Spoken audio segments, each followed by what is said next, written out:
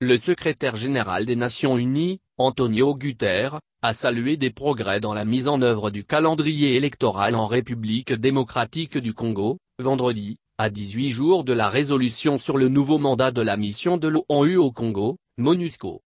Je salue les mesures prises par le gouvernement pour mettre en place le cadre juridique requis pour la tenue des élections le 23 décembre 2018, écrit M. Guterres dans un rapport sur la RDC où des élections sont prévues le 23 décembre en vue de la succession du président Joseph Kabila. Son deuxième et dernier mandat a pris fin le 20 décembre 2016. L'opposition l'accuse de chercher des stratagèmes pour se maintenir au pouvoir.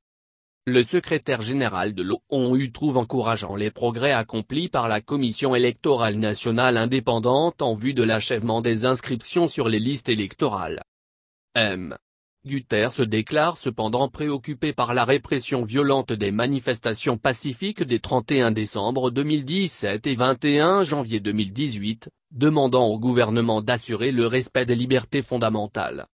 Interdites par les autorités, ces manifestations à l'appel des catholiques, soutenues par l'opposition et la société civile, demandaient au président Kabila de déclarer publiquement qu'il ne sera pas candidat ainsi que le respect des libertés.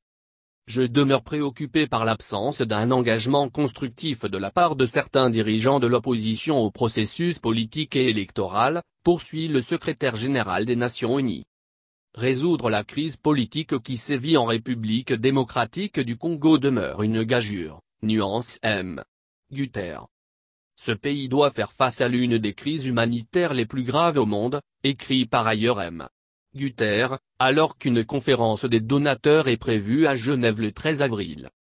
Le secrétaire général adjoint aux affaires humanitaires, Mark Lowcock, doit se rendre en RDC du 11 au 13 mars, a indiqué jeudi à Genève le bureau des affaires humanitaires de l'ONU. M.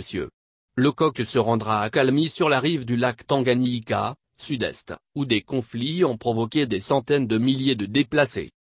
Le commissaire européen à l'aide humanitaire Christos Stylianides se rendra par la suite à Bukavu et Goma les 24 et 25 mars, dans la région du lac Kivu où des observateurs s'inquiètent d'une recrudescence de l'activité des groupes armés.